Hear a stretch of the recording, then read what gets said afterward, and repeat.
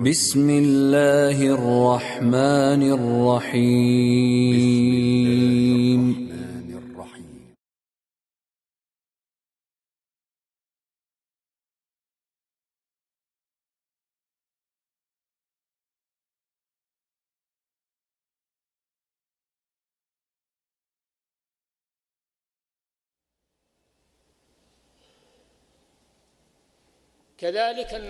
Также искренность проявляется и по отношению к книге Аллаха, Корану.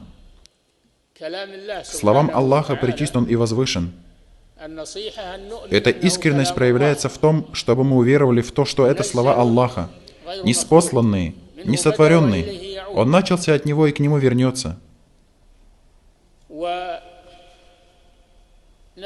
Также, чтобы мы изучали Его и обучали Ему других, и чтобы мы читали его истинным чтением,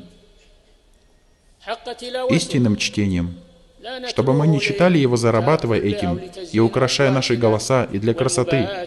Однако необходимо читать его ради Аллаха, пречист Он и возвышен, как приказал нам Аллах.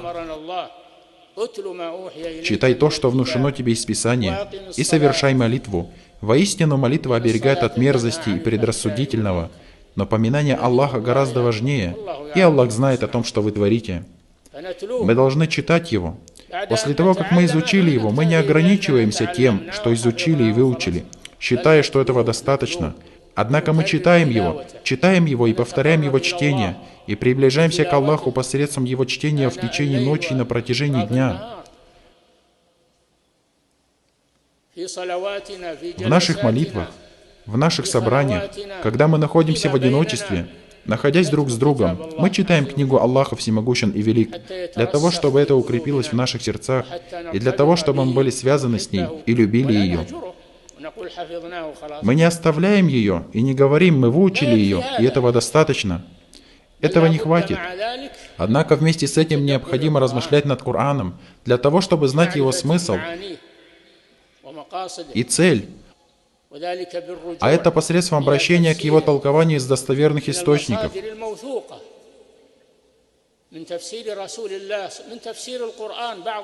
Из толкования Корана другими его частями, из толкования посланника Аллаха, да благословит его Аллах и приветствует, Корану, и из толкования сподвижников, и из толкования табиинов. Мы берем его толкование из этих источников для того, чтобы размышлять над ним и знать его значение. А что касается, чтобы мы повторяли его, не зная при этом его смысла, то какая же от этого польза? Это подобно тем, о которых сказал Аллах. Среди них есть неграмотные люди, которые не знают Писания, а лишь верят пустым мечтам. Речь в данном аяте идет о иудеях, которые читают Таурат только чтением, а лишь верят пустым мечтам, то есть читают его без размышления, без действия в соответствии с ним. Поэтому мы должны размышлять над Кораном. Сказал имам Ибн Аль-Кайим, да помилует его Аллах, размышляй над Кораном, если ты стремишься к истине, ведь знание находится под размышлением Корана. Размышляйте над Кораном. Это благословенное Писание, которое мы ниспослали тебе, дабы они размышляли над его аятами, и дабы обладающие разумом помянули назидание. Неужели они не задумываются над Кораном? Ведь если бы он был не от Аллаха, то они нашли бы в нем много противоречий. Неужели они не задумываются над словом? Неужели они не размышляют над Кораном? Или же на их сердцах замки? Необходимо размышлять над Кораном вместе с его чтением. Но все равно всего этого недостаточно. Это всего лишь средство. А целью является то, чтобы мы действовали в соответствии с ним, чтобы мы изучали его, читали его, размышляли над ним. Все это является средством, а целью является действие в соответствии с ним. Потому что ты не сможешь выполнять действия в соответствии с Кораном должным образом, кроме как посредством этих подготовительных действий. Посредством этих подготовительных действий. Действуй в соответствии с Кораном и не ограничивайся тем, что ты выучил его. Не ограничивайся тем, что ты знаешь его толкование. Необходимо тебе действовать в соответствии с ним. и делать дела искренними ради Аллаха посредством этого. Это есть проявление искренности по отношению к книге Аллаха Всемогущен и Велик. Искренность по отношению к посланнику, да благословит его Аллах и приветствует, проявляется в свидетельстве о его посланничестве с убежденностью в том, что он посланник Аллаха, и в том, что Аллах отправил его к мирам, джиннам и людям, и в том, что его послание останется до того момента, пока не наступит час, и в том, что нет пророка после него, да благословит его Аллах и приветствует, в том, что он последний пророк и нет после него пророка, и в том, что его послание не только для арабов, а однако оно является общим. Мы отправили тебя только в качестве милости к мирам. Он человеческий посланник, да благословит его Аллах и приветствует. И его послание останется до момента наступления часа. Не будет после него пророка. И когда в конце времени спустится Аль-Масих Иса ибн Марьям, мир ему и благословение, он будет следовать за пророком, да благословит его Аллах и приветствует, и будет действовать в соответствии с его установлением и судить в соответствии с законом Ислама.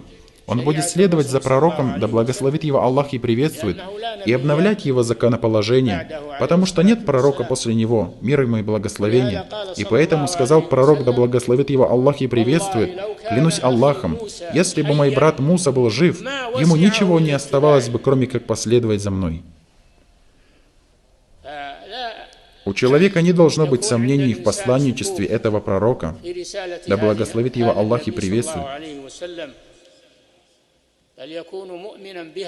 Он должен быть верующим в это, знающим значение этого послания, и то, что требует вера в его посланничество, да благословит его Аллах и приветствует. Из проявления искренности по отношению к посланнику, да благословит его Аллах и приветствует, следование за ним. А что касается того, что ты уверовал в него, но не следуешь за ним, этого недостаточно.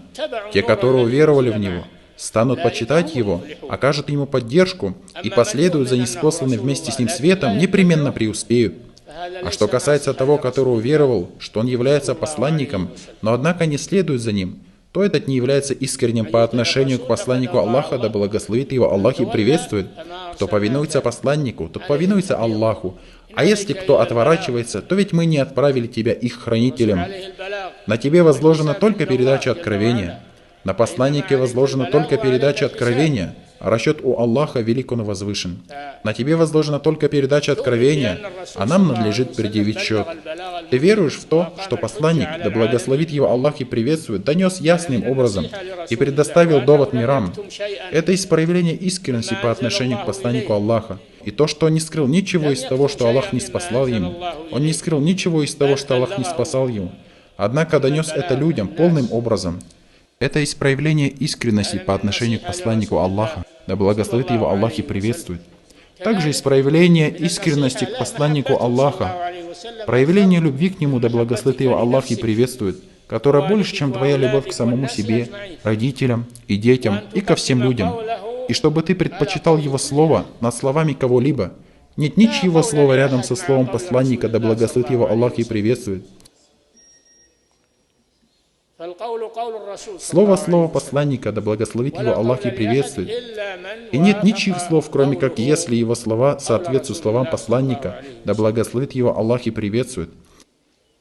А что касается того, чтобы мы говорили, в этом вопросе есть разногласия, религия обширна, говорите любые слова из слов ученых.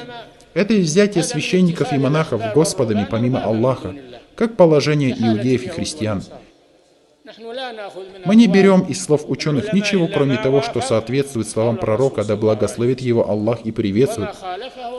А то, что противоречит этому, мы отвергаем их, кем бы он ни был. Ученый имеет право выносить решение, и если он принял правильное решение, то ему 2 вознаграждения, а если ошибся, то 1. Однако нельзя брать его слова, которые противоречат словам посланника, да благословит его Аллах и приветствует. Это есть проявление искренности по отношению к посланнику Аллаха, да благословит его Аллах и приветствует.